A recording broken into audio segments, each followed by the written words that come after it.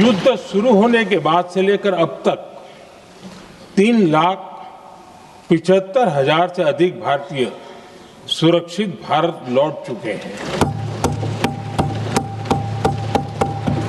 Iran से ही अभी तक लगभग 1,000 भारतीय सुरक्षित वापस लौटे हैं। इनमें 700 से अधिक मेडिकल की पढ़ाई करने वाले युवा हैं। खाड़ी देशों में भारतीय स्कूलों में हजारों विद्यार्थी पढ़ते हैं।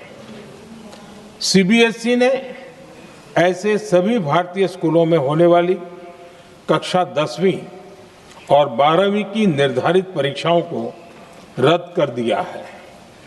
इन बच्चों की पढ़ाई निर्बाध चलती रहे, इसके लिए सीबीएसई उचित कदम उठा रही है।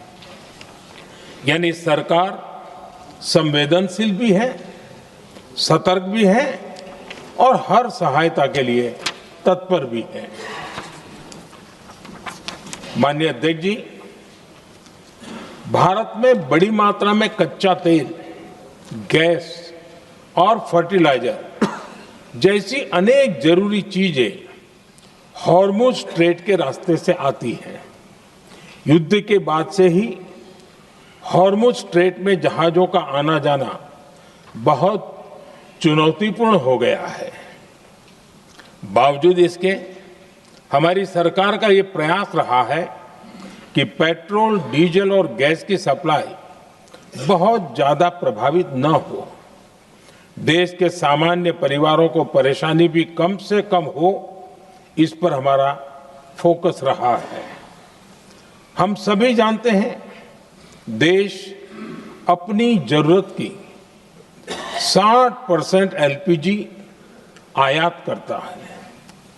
इसकी सप्लाई में अनिश्चितता के कारण सरकार ने एलपीजी के डोमेस्टिक उपयोग को प्राथमिकता दी है। साथ ही एलपीजी के देश में ही उत्पादन को भी बढ़ाया जा रहा है। पेट्रोल, डीजल की सप्लाई पूरे देश में सुचारू रूप से होती रहे, इस पर भी लगातार काम किया गया है।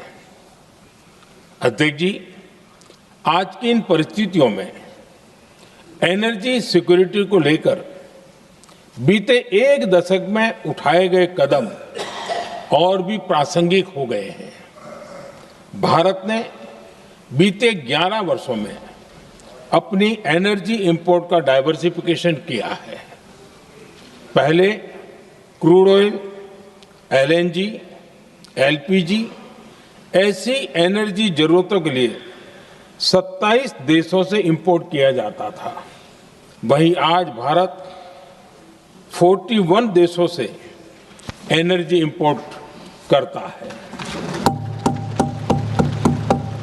अध्यक्ष जी, बीते दशक में भारत ने संकट के ऐसे ही समय के लिए कच्चे तेल के भंडारण को भी प्राथमिकता दी है। आज भारत के पास 53 लाख मीट्रिक टन से अधिक का स्ट्रेटेजिक पेट्रोलियम रिजर्व है और 65 लाख मीट्रिक टन से अधिक के रिजर्व की व्यवस्था पर देश काम कर रहा है। हमारी तेल कंपनियों के पास जो रिजर्व रहता है वो अलग है। बीते 11 वर्षों में हमारी रिफाइनिंग कैपेसिटी में भी उल्लेखनीय वृद्धि हुई है। अध्यक्ष जी, सरकार अलग अलग देशों के सप्लायर्स के साथ भी लगातार संपर्क में है। प्रयास ये है कि जहां से संभव हो वहां से तेल और गैस की सप्लाई होती रहे। भारत सरकार गल्फ और आसपास के शिपिंग रूट्स पर निरंतर नजर बनाए हुए है। हमारा प्रयास है कि तेल हो, गैस हो, फर्टिलाइजर हो, ऐसे हर जरूरी सामान से जुड़े जहाज भारत तक सुरक्षित पहुंचे। हम अपने सभी वैश्विक सहयोगियों के साथ निरंतर संवाद कर रहे हैं ताकि हमारे मैरीटाइम कॉरिडोर सुरक्षित रहे। ऐसे प्रयासों के कारण बीते दिनों हॉर्मुज स्ट्रेट में फंसे हमारे कई जहाज भारत आए भी हैं। अध्यक्ष जी, संकट के इस समय में देश की एक और तैयारी भी बहुत काम आ रही है। पिछले 10-11 साल में इथेनॉल के उत्पादन और उसकी ब्लेंडिंग पर अभूतपूर्व काम हुआ है। एक दशक पहले तक देश में सिर्फ 1-1.5% इथेनॉल ब्लेंडिंग कैपेसिटी थी। आज हम पेट्रोल में 20% इथेनॉल ब्लेंडिंग के करीब पहुंच रहे हैं। इसके कारण प्रति वर्ष करीब 4.5 करोड़ बैरल कम ऑयल इंपोर्ट करना पड़ रहा है। ऐसे ही रेलवे के बिजलीकरण से भी बहुत बड़ा फायदा हो रहा है। अगर रेलवे का इतना बिजलीकरण न होता तो हर साल करीब 180 करोड़ लीटर डीजल अतिरिक्त लगता। ऐसे ही हमने मेट्रो का नेटवर्क बढ़ाया है। 2014 में जहां देश में मेट्रो नेटवर्क 250 किलोमीटर से भी कम था, आज ये बढ़कर करीब 1100 किलोमीटर हो गया है। हमने इलेक्ट्रिक मोबिलिटी पर बहुत अधिक बल दिया। केंद्र सरकार ने राज्यों को 15,000 इलेक्ट्रिक बसें चलाने के लिए दी हैं। आज जिस स्केल पर वैकल्पिक ईंधन पर काम हो रहा है, उससे भारत का भविष्य और सुरक्षित होगा।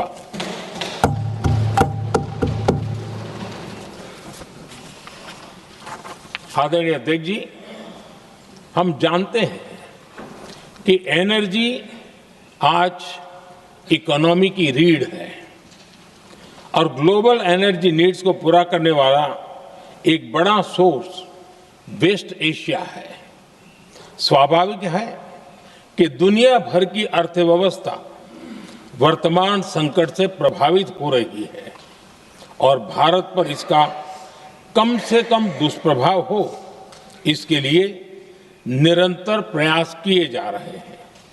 सरकार इसके शॉर्ट टर्म, मीडियम टर्म और लॉन्ग टर्म ऐसे हर असर के लिए एक रणनीति के साथ काम कर रही है। आज भारत की इकोनॉमी के फंडामेंटल्स मजबूत है। इससे भी देश को बहुत मदद मिली है।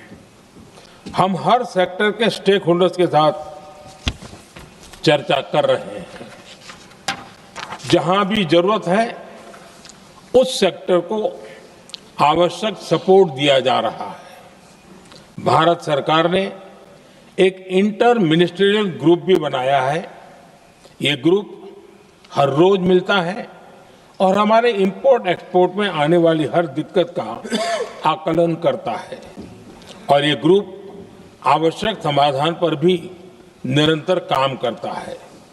मुझे पूरा भरोसा है कि सरकार और इंडस्ट्री के साझा प्रयासों से हम परिस्थितियों का बेहतर सामना कर पाएंगे। माननीय अध्यक्ष जी, एक बड़ा सवाल ये है कि युद्ध का खेती पर क्या प्रभाव होगा।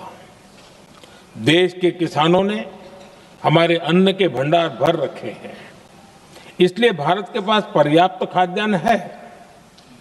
हमारा ये भी प्रयास है कि खरीफ सीजन की ठीक से बुआई हो सके। सरकार ने बीते सालों में आपात स्थिति से निपटने के लिए खाद की पर्याप्त व्यवस्था भी की है। अतीत में भी हमारी सरकार ने दुनिया के संकटों का